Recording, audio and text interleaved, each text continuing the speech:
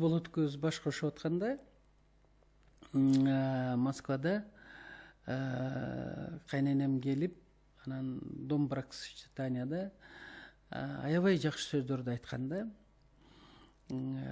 бизди баш коштурган ошол дом бракосочетаниянын жетекчиси. Ал сөздөрдү тилекке каршы бизде айтпайт экен. Анан энем врач, ушул земледелиеде иштейт эле, анда жүрүп терапевттер, участковый врач деп коет эле, ар бир үйгө кирип, ар бир баланын да, эненин да, үй бүлөнүн ден соолугуна кам көрчү да.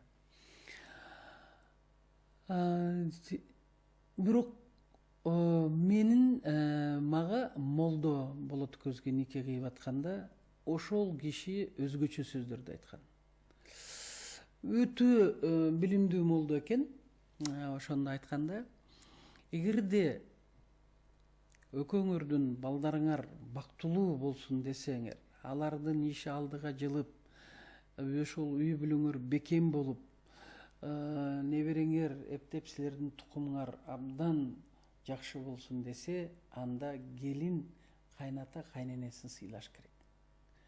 Өз ата өз эне ошол баласына, кызына дайыма батасын берет.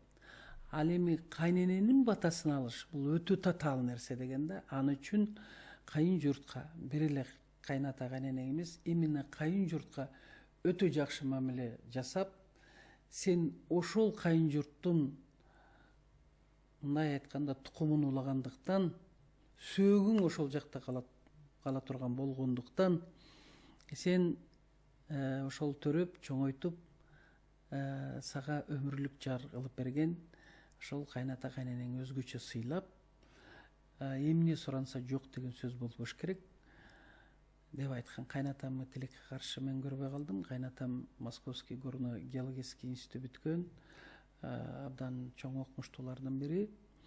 Аларча көрүстөндө ошол тилекке каршы эрте кеткен. Кайненем жалгыз болгондуктан кийин, анын үстүнө мен турмушка чыгып атканда албетте карама каршылык болду. Биз ал эми шаардык жигит да, мына Айне менен Проспект Мэрияда чоңойгон. Сен аркарлык деп коет эми оштуктар, аркарлык эрге тийип атасың, сени маалай алабы, барктай алышабы, сарт келин экен деп сени капа кылбайбы деп апам болбой койгон. Апам да жалгыз өстүргөн да бизди. Ошондой эле кайненем, эмне үчүн сен оштон аласың, эмне үчүн сен ошо сарт келин деген ушундай сөздөр болгон. Анда мен турмушка чыкпайм деп туруп, сүйүп турсам дагы болотко мен жок деген сөздү айткам. Бирок ал кайрып келип атып, аягында менин колумду сурап, анан ошол кайненем келип, колумду сурап, кыздын абери ушул жерде да.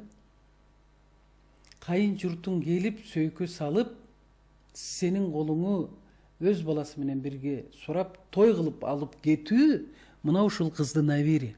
Эгерде сага кайын журтуң ушундай мамиле жасап атса, урматтуу кыздар, анда сен ошол кайын журтуңа өзгөчө мамиле жаса. Бала чакам, менин үй бүлөм бактылуу болсун, неберелерим, бир сөзүм айтканда, биздин тукум ошончолук бир өзгөчө жашасын десе, анда кайнененин батасын ал. Мына ошол молдонун сөзү менин жүрөгүмдө калып калган.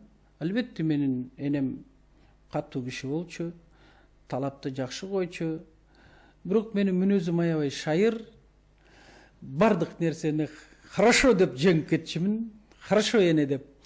Ошол хорошо, жакшы деген сөз жакшы. Ошону менен кайненем мен келгенде жаш болчу. Бир 40-тан ашкан. Прическалар укмуш сонун. Таптатнакай врачтар өзүн жакшы карашат. Анан ушундай сонун шляпаларды кийет эле, пальтолорду. Биз какем жеңим экөөбүз ушундай пальтолорун тазалап, бут кийимдерин тазалап, чыкыйтып жумушка жөнөтөт элек да. Азыр мен жаш жылым эстеп кеттим. Москвада той болду. Тойго тиги немелердин бир түрп баягы баргу салат жасалат, дунганский финчузаны алып барыптыр да, орустар түшүнбөй койгон, бул эмне деген тамак, кандай кылабыз депчи. Аябай жакшы той өткөн.